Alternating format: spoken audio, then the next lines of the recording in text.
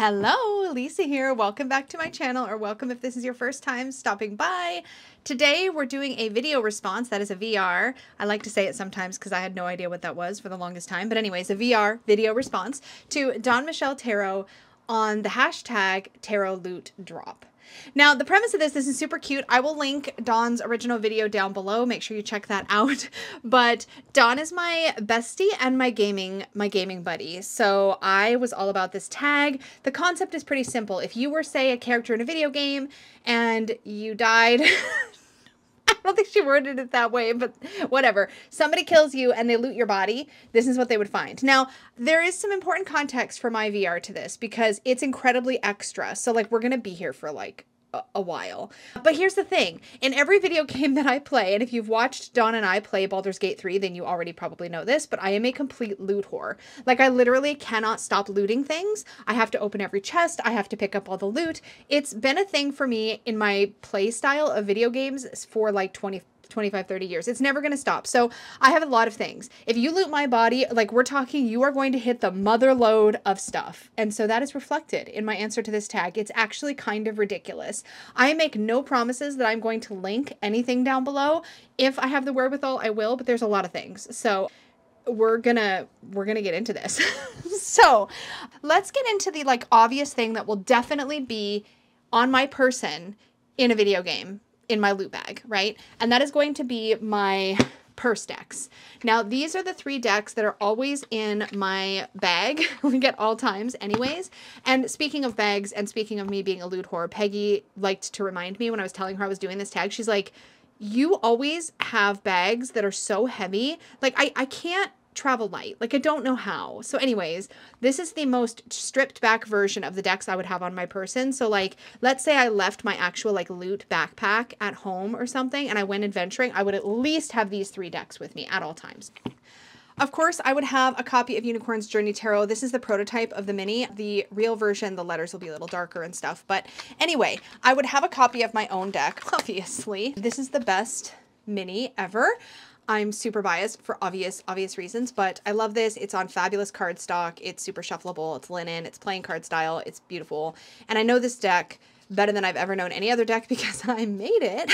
I directed every single scene. Like I decided how each thing was going to be depicted. Like it was like a whole thing. And I am absolutely hashtag obsessed. I don't know what I'm going to do when I eventually bring the Oracle out because currently there's no plans to bring the Oracle out in a mini, but like I don't know. I'll have to decide what to do about that later. Anyways, this would definitely be on my person 100%. I'm trying to not spoil the inside of the box. It's just the only thing I've managed to keep like kind of a surprise about this project. But anyways, so that would be on me, of course.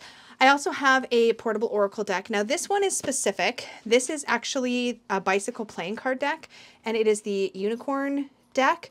I love that it has this Latin phrase creed mihi on the bottom, which basically means believe in me, and I find that really beautiful. So I actually bonded with this particular deck and gave a keyword to each card. So we have faith, other viewpoints, listen more than you talk. There's an actual creed mihi card that I keep in here, past, intuition, etc. So I actually personalized this and made this into an Oracle deck for myself. And this is sort of a spiritual conversation deck for me. So I use this to communicate with my spiritual guide, and it works beautifully in that concept. What will be left behind, dare to dream. So there's some really, really great themes in here, and I love this deck. So this is always in my bag at all times. Let's see if I can do this. My nails are still kind of wet because I painted them like super recently, so I'm trying not to mess them up while I mess with all my stuff. Anyway, so this would be in there and this would be in there. And then this is my mini Lenormand deck. This is the Midia Lenormand mini, and I've had this for years and years. It's this... You can get it on Etsy still. There's actually a more colorful version, and I'm thinking about buying it, but I'm so bonded to this copy, I don't know if I will. But this is my go-to Lenormand deck, and I love having a Lenormand in my bag because it's like the perfect question answerer. If you need a more specific question answer than a yes-no. For yes-nos, I tend to go pendulums, but for just like everyday what the heck is going on sort of things, I use this. This deck has seen a lot of my life because I tend to reach for this when something's going on and I just don't know what the deal is. I will reach for this Lenormand. And so this is always in my purse or bag or whatever. It's one of those things, never leave home without it kind of thing. It's like my wallet practically. So yeah, these 3 would be my go-tos for decks. There's more coming, just don't you worry. Let's go to some non-deck things for a minute though. I would obviously also have a nail polish. I don't know if I would have thought of this in all honesty. I hope I would have, because I'm kind of obsessed with nail polish, but both in Dawn's video and Logan's video, which I will also try to remember to link down below, they both mentioned nail polish, and of course I would have nail polish, and I just grabbed the color I'm wearing today, which is Zoya, and this is, what is this called? Zoya Tasha. This is like a great fall color. I've been so excited to pull this out. It's like a good transition into this season color. I love it so much. Anyways, that's Tasha, love it. But my favorite nail polish brand is actually Mooncat, and I would also have this for multiple reasons. This is a kind of a special effects top coat that it kind of transforms the color beneath it, but I don't know if the camera's going to pick it up. The actual design on the bottle wore off because I'm regularly like oiled when I touch these, and I wore off the label. But anyways, this is Mooncat, and the color shade name of this is, oh my gosh, is it focusing? I can't tell. Let's see. Let me see, make sure. This is Mystic, which is the name of the main character of Unicorn's Journey Tarot. So of course it's special to me, and there we have it. So I would definitely have these 2, or any colored polish, probably whatever one I happen to be wearing that particular day. And I will always have this because it's special. Also, I think they may have discontinued this, so I'm really glad I have it. And I may kind of hoard it, even though I love it. Anyway. But in other sort of like girly makeup-y things, I would also have a lip gloss. Now, typically I am wearing lip glosses that are not sticky, that are creamy.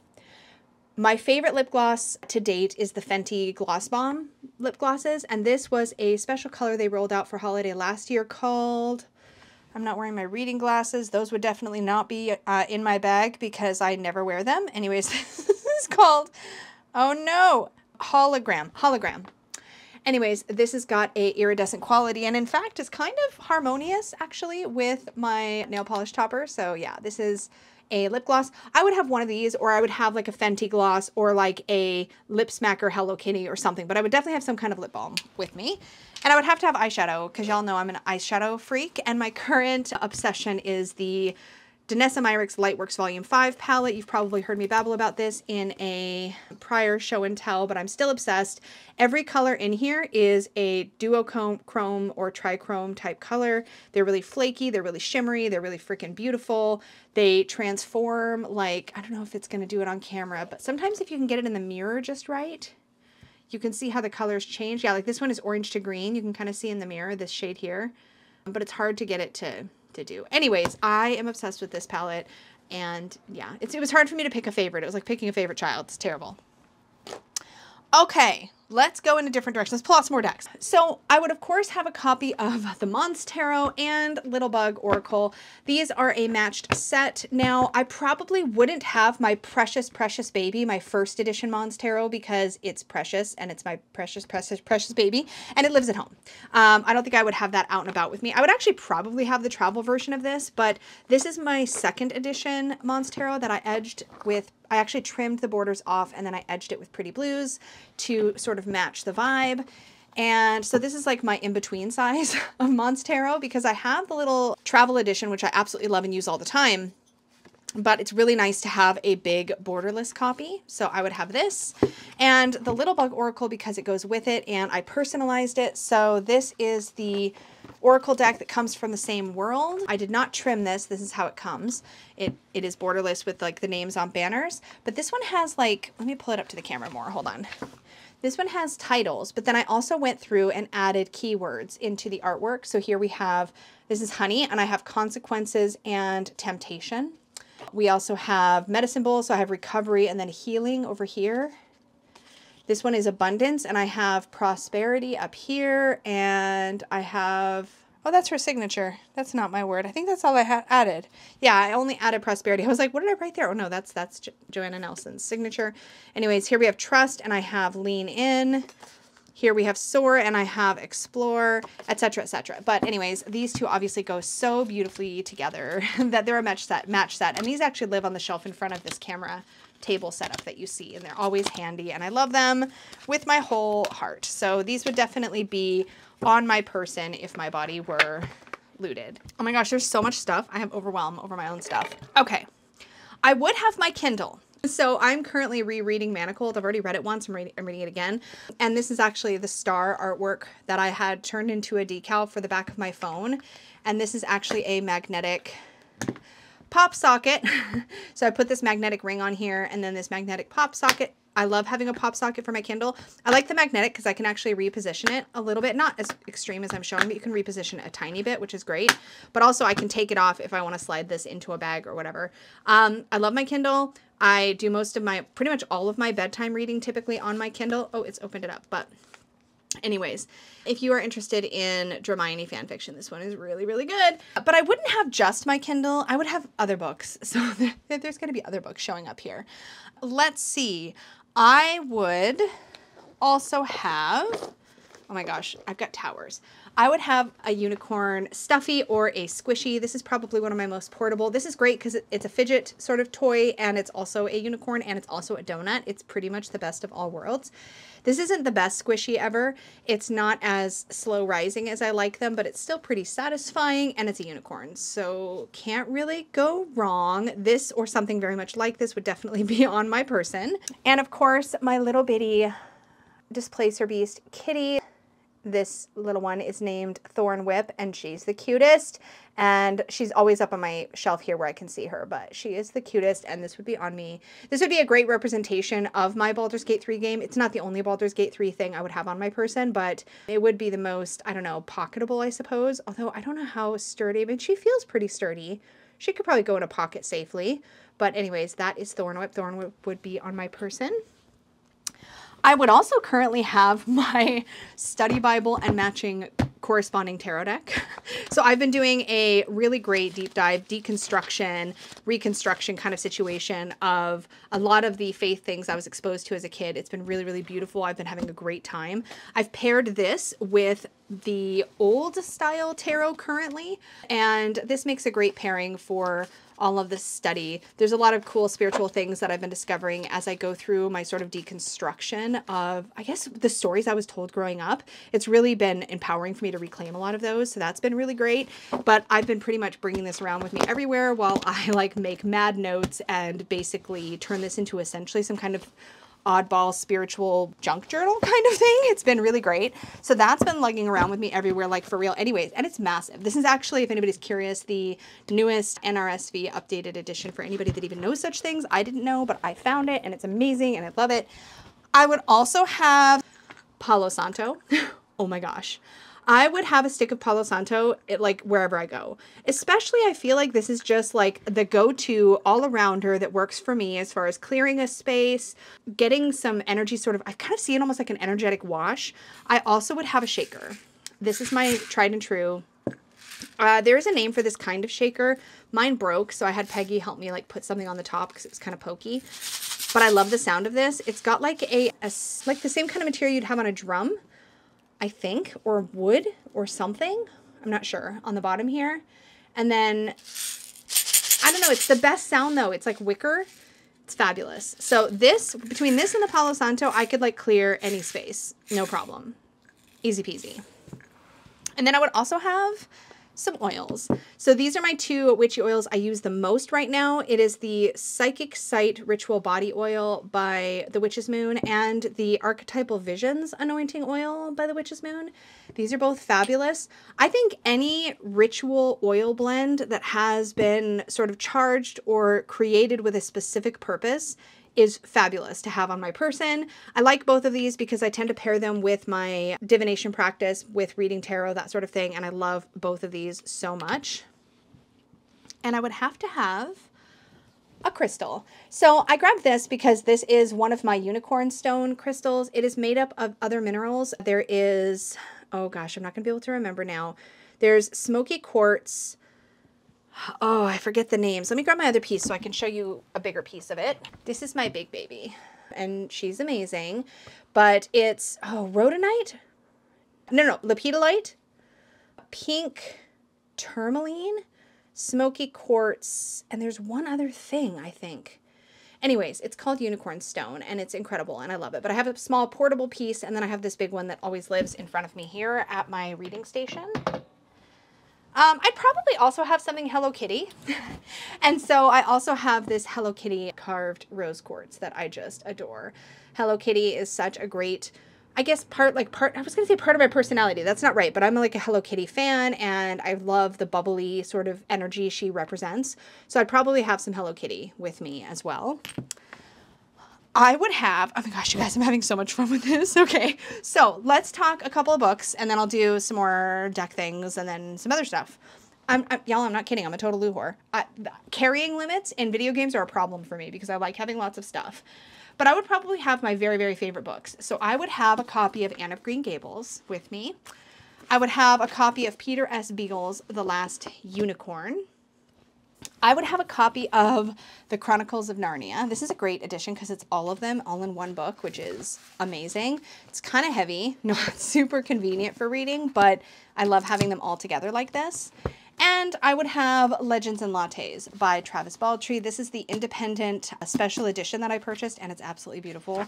Would I have this exact copy in my like bag? Probably not, because I'd want to keep it like safe. I'd probably bring like the audiobook, or maybe I'd bring my paperback copy, like whatever. But this book it's the best. It's the best. So those are the physical books I would be carrying. And like, listen, they're heavy, okay? But in my dream video game world, I would have an unlimited carrying capacity and this would be no sweat. Or I'd have like a bag of holding or something. Not that I know exactly how those work, but I'd have one of those. Okay, I would also have some dice. Let's talk about dice. So I would have lots of dice. I would probably not be able to part with either of these sets. So this is my dungeon box that has my fancy dice. These are my petrified wood dice, and these are my dichroic glass dice. This is a unicorn I got from my bestie Danny that she sent in a package along with a really beautiful little junk journal that she made me. Oh my gosh, the best. But these dichroic glass ones are great because they've got little rainbows in them. And they're so pretty, and there's unicorns on them. And the petrified wood ones just feel really great for doing dice casting readings. I tend to reach for these a lot for that. So at home, like at my reading table, this is the set that lives like right beside me, like right where you're seeing me sit. So these are the dice. This is the dice set that actually lives in the living room with me next to where I play Baldur's Gate. And Monsters and Mayhem is the chaos game that Dawn and I play on Sundays. I love this game. It's such a good stress relief. It's so chaotic and fun. And these are the incredibly gorgeous custom-made dice that our very own Barb from our community here sent to me. And they are customized or created to, what am I trying to say? Created to represent my character Oblivia from this game, the Sunday game. And they're so pretty and they're like chonky and a little bit oversized. And I literally am obsessed with rolling them. So if I'm doing a dice casting reading actually, and I'm in the living room, I'll usually just cast these because they're super satisfying to cast. Number one, they're beautiful. Number two, and they're handy. But also in here, I have my other Baldur's Gate 3 dice. I did a full tour of all of my dice in the dice casting video, so you could always check that out if you want to learn more about all of my different dices. But I would definitely have these. I wouldn't be able to choose between these and my like fancy dice. I'd want to have all of the dice because I'm extra and that's how I roll. What else have I? Okay, so then we also have, oh, I would have a perfume oil. I am obsessed with the Black Phoenix Alchemy Labs oil. Which one of you, fess up. I'm sure you've fessed up before. I'm sorry I have the memory of a goldfish, but I was turned on to Black Phoenix Alchemy Labs since when they released their last unicorn collection. I pretty much have almost everything in that collection. The Captain Cully scent is actually the scent that I gave to Peggy, and it is the most incredible leathery scent. Oh my god, it's so good. Whenever she puts it on, I just like cuddle up and huff her. That sounds probably really inappropriate, but it smells so good on her. Anyways, I am currently wearing from my Black Phoenix Alchemy Lab collection. This is the scent I've been currently wearing. Jack smells, oh my god, it smells so good. This smells like fall. Like it literally smells like, I don't know, pumpkin pie spice and like everything, apples and apple cider, and like it smells like a Halloween party. That's what this smells like, or like an autumn festival party. It's delicious. So if you looted my body right now, you'd find Jack because I've been wearing it constantly. If you looted me at a different time of year, especially through the winter, I wear a lot of the last unicorn scents because they're very like crisp and like kind of, oh, they're so good. Anyways, that's what you'd find on me right this minute. But you'll always find some kind of bee pal. I also really like these because they don't They don't travel far. Like, you'll smell my Bee Pal scent if you're like up close to me, but you're not going to, I'm not going to leave it in the elevator behind me. You know what I mean? Like, it's fairly close up, and I love that about those. But fragrance oils, I find in general, tend to be kind of like that. Okay, you would also find my bedroom stack of decks, or my sleepy time, I should say, stack of decks, which is currently these. Now, there is another, usually there's some kind of a tarot also in the stack, but I'm in a transitionary period right now, so these are the only ones I'm working with at this specific moment when I'm filming this video. This one is kind of a mainstay. I did a whole video on my bedroom I keep saying bedroom, on my bedtime practice, but ever since I got the Faces and Forests in, this is the last one I actually pulled, ever since I got this deck in from Kickstarter, I have been absolutely loving it. It's perfect for bedtime because you draw a single card and then there's a little question for contemplation. So for example, here on navigating, how are you finding your way in the current and flow of life? Or this one, what seeds are you planting? What do you desire to grow and cultivate? Or here, where are you desiring new beginnings? What makes you reluctant to start something new? And I find that that's really lovely for bedtime, because bedtime I'm usually doing a little bit of journaling or contemplating or thinking before I curl up. And it's a great way to sort of shift my mind from the day. I love this. This is typically the last card I pull in my bedtime routine so that I can sit and journal with it. But it varies. It just depends on what I'm doing at any given time. But this just has been staying in my bedtime stack. And then I also always have a Seasons of the Witch deck in my bedtime stack. Currently, at the time I'm filming, it's Lammas, but I'm just about to switch to the Mabon deck. I think I've got, at the time I'm filming this, a few more days to work with this Lammas deck. But what I do is I typically switch on the Sabbath. So I will switch to the Mabon deck on Mabon and then work with that until the next Sabbath. But, oh my gosh, this one is like, oops, hold on. Let me just give this a little zhuzh. Okay, let's try that again. So typically the way that this will work for me is I will grab the Mabon deck on Mabon and then work with that deck until Samhain. I have the Lammas deck until Mabon. I'm saying it backwards, but hopefully you know what I mean. I'll start the Seasons of the Witch deck on the Sabbath and then work with it until the next Sabbath. And all of these function exactly the same way for me. I will pull a card. It's just to help me tap into the seasonal energies, to stay connected to the cycles of nature and the witch's year. I really appreciate staying connected to that. And this deck just does a beautiful job of that for me. I like that we get beautiful artwork. It's very whimsical. And then we also have a little message at the bottom, which is what I prefer for the decks that I'm going to work with at bedtime. I don't want to be like feeling like I need to deep dive into any books. I just want to sit with a gentle or helpful message or a point for contemplation. I will say the guidebooks for these decks are very, very well done. I just tend to not work with the guidebooks a whole ton in my bedtime practice, but I love the Seasons of the Witch series. I think we've only got one more coming out and it's Astara, and I can't wait to complete the collection. And then I also always have this deck. So this is the Unicorn Tarot. This is, as with my purse deck, this is my deck for communicating with my spiritual guide. And what I love about this is that as much as I had this deck way back when, had it for years, and I eventually let it go because it feels very dated and I'm not fond of the art style, and the unicorn's proportions are funky and they don't look the way that I want them to look. But listen, here's the thing. What I love about this is that there's these scenes happening and there's a unicorn present in every card, but the unicorn is not the main character. And the reason I like that is because it tells me, when I see the unicorn as representative of my spiritual guide, it tells me, if I pull a card from this, how has my guide shown up for me today? And so, for example, here in the Five of Pentacles, as this character is doing some work or some painting or whatever, the guide is there to be a symbol of the work, right? To be a symbol of what it is that I'm trying to do. Or for example, here in the Six of Cups, the guide might be just keeping me safe so that I can explore some past stuff. Or here, maybe the guide in the Nine of Pentacles was reminding me it's okay to stop and enjoy the success that I've earned. Or maybe here, the guide is there next to the King of Cups as a reminder to maintain my composure and not get out of whack, you know, not let my emotions take over. Or here in the Five of Cups, where unicorns symbolize healing, in this process of grief, the unicorn is offering healing. And so what I like about the unicorn being outside the main character is it kind of allows me to see the unicorn and how it was assisting how its energy has shown up as assisting in that day and as a representation of my spirit guide. That's just a lovely thing to think about and contemplate before I go to sleep at night. And it just is very comforting. It makes me feel very seen and held and supported by my spiritual network. And I love that. So this is always a part of my bedtime routine, just as Faces and Forests is. I don't know if anything will ever replace Faces and Forests, but I can't imagine anything quite replacing this. But this deck and that playing card deck I showed at the beginning that I modified, these function exactly the same. It's just that this one is the one that I sort of have with me throughout the day if I want to check in with my spiritual guide, and this one is the like little reminder of how they showed up for me. So love that. And then lastly, I would have whatever decks I'm currently obsessed with. And right now there are 3. So the Good Fortune Tarot, this is currently, at the time I'm filming this, the deck that me and my Unicorn Fam channel members are studying.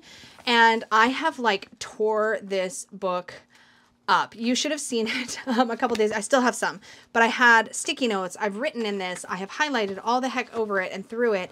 I have just absolutely destroyed it, and it has been the best experience ever. There is so many amazing little Easter eggs in this deck. I've been talking about it a ton. But anyway, the Good Fortune Tarot is the newest deck by Barbara Moore, and it is illustrated. I said illustrated. It is illustrated by Jessica Rue, who we know did the Woodland Wardens Oracle. It is incredible. I love it so much. And I have been finding it to be a really, really strong deck, a very good well-rounder, and I'm so excited to work with it all the time. So that would definitely be on me at the moment because it's one of my current obsessions. I have 2 other obsessions. The Scarab and Dahlia, which I did do a full walkthrough as well as show it in my last recent deck roundup question mark. At the time you're seeing this, I think, maybe. This is an incredible collage deck, and I freaking love it. It is so much fun to work with. It's very easy to understand the card that you're in and to get symbols from the image that relate to the card's meaning. Nothing about this feels random. Nothing feels out of place. It's not so busy that it like kind of gets claustrophobic or stressful. There's space in the cards. Like this is such a great example. There's space in the art around what is happening. Like I love this in the Six of Swords. They're heading in towards the lighthouse in the storm. They've still got some rough water to go through, but they're going to get there, right? It's really, really, really good. And it's the first time I think I've truly just head over heels. Now, I really, really enjoyed working with the Ritual Tarot, but this is the first one that head over heels. I was like, oh my gosh, I love this. And I can't imagine loving this the same if it wasn't collage. Like it's the collage that I love and the specific way the collage has been done. And it's one of those things where I don't know that I can define exactly what it is about this that works so well for me, but I love this. I'm obsessed with it. I'm working with it constantly. It's just sitting out all the time. So the Scarab and Dahlia would be with me. And probably my top obsession, and will probably remain a top obsession for a long time, is the Tarot of Her. I also find this to be a wonderful one to pair with my Bible work. I actually find that it really is beautiful to sort of bring in that divine feminine and help me connect to nature and the earth while I'm doing all of those deconstructing studies. This one though, oh my gosh, with the round card shape and it's the way that they've sort of mechanically worked in the positioning of the card with the moon phases, I get so much depth and richness out of a single card pull with this deck. And I very intentionally pull cards at specific points in my week to connect with this energy. And I find it so grounding. I find it comforting. I find it full of spiritual wisdom. This is not a superficial deck. And I'm not saying that like any of my decks feel strictly superficial. I don't know that they do. There may be one or two. Like I feel like my Neopets deck feels superficial, right? Even my Buffy deck to a degree feels superficial. But with this and with so many, like I don't know how to express it, but this just goes 5 or 6 layers deeper than a lot of my other decks. And I love that about this. I absolutely love it. I love the positionality. Like what I mean by that is there's a system in the guidebook for the moon phases and how to interpret the energy that that particular card is bringing forward based on how it's positioned. So if I flip this, and I've been getting a lot of cards in this position actually, which is sort of first quarter moon, and it's like that kind of building, burgeoning, building kind of energy. And it just really helps to contextualize the card in the same way that I suppose you could say a spread position will contextualize the card. So if you pull the 8 of Cups and it's in the position of the past, you know that it's 8 of Cups happened in the past or it's related to the past. The moon phase position guidelines in the Tarot of Her also do the same kind of job. They give you context for the card. What is it telling you? What does it relate to? And it's amazing, and I love it. So the Tarot of Her would definitely be on my person as one of my current deck obsessions. And like there's a lot, like I'm not gonna lie, like this one, Scarab and Dahlia and Good Fortune, have just been like hanging out on my table like all the time lately. The only other thing I can think of, well, there's two other things. One, I would have a thermal mug. This is the one I've been obsessed with lately. It keeps things cold for a really, really long time. There's Diet Mountain Dew in there right now. And I would have a candle. Now, okay, the thing with me about candles that you need to know, I don't burn them very often, and I don't burn them for very long. I typically will have one burning during my videos. I have been working on this Frothy Nog of Rum Fire candle since last December. Still smells really good. This is a wood wick. Still smells really good. Still really enjoy it. But I don't burn them for a long time, but I love the mood. I love the vibe. I am, though, very, very paranoid about leaving a candle unattended. So when I walk away from a candle at all, I blow it out, which is why they take me ages and ages and ages and ages and ages to go through. But outside of a scented fun candle, I would also have some hand-rolled candles with me. These are what I use. Not all these are hand-rolled, but these ones are hand-rolled. I have more, but I just grabbed like a handful for the video. These are hand-rolled beeswax candles. I always have some of these on hand, and the other candles are candles that I've gotten through subscription boxes or as gifts. Here's a Shadow Seeker and Heal and Protect candle. This one is, what is this one? This one is a white rolled spell candle, so these ones are all rolled. I'm going to keep these in the bag, actually, to separate them, because they're stronger scented. These just smell like beeswax. What I love, I specifically love hand-rolled candles because they have the energy of when I initially rolled them. Like I typically roll green candles for abundance, money, prosperity, opening doors, healing, that kind of thing. Pink candles are usually related to love and self-love, relationships, that kind of thing. White candles, I also have blue candles and black candles. White candles are great purifying candles. They're also great all-rounders, as are black candles. But I would have spell candles available. These are great. They burn pretty quick. They burn pretty clean. Just cotton wicks, nothing extra added in, and they're real easy to use and work with. Love them. I'll usually just melt the end, plop it down onto a candle-proof surface, like a plate, and off we go. I would definitely have candles. I would probably have a bunch of other witchy stuff too, like my wand and probably a pendulum. So you probably get by now that I am a loot whore and I like having lots of stuff. So let's just say I'm probably very attractive to loot in a game because you're going to find lots of stuff. Mind you, you might not be interested in everything I'm actually carrying, but this was a super fun tag to do. Thank you, first of all, to Dawn for creating it. It was a blast.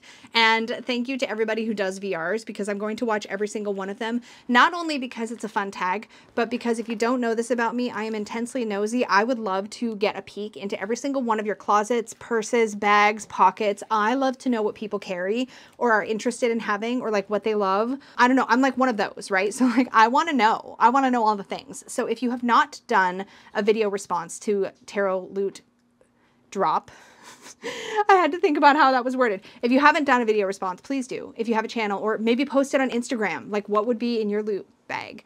Again, mine is ridiculous, excessive, and way, way, way over the top. Could I actually carry all of this? Probably not. Would I try if I was told I was going to a desert island? Yes, I definitely would. So hopefully this was fun to watch. Thank you for hanging out with me. Remember to subscribe.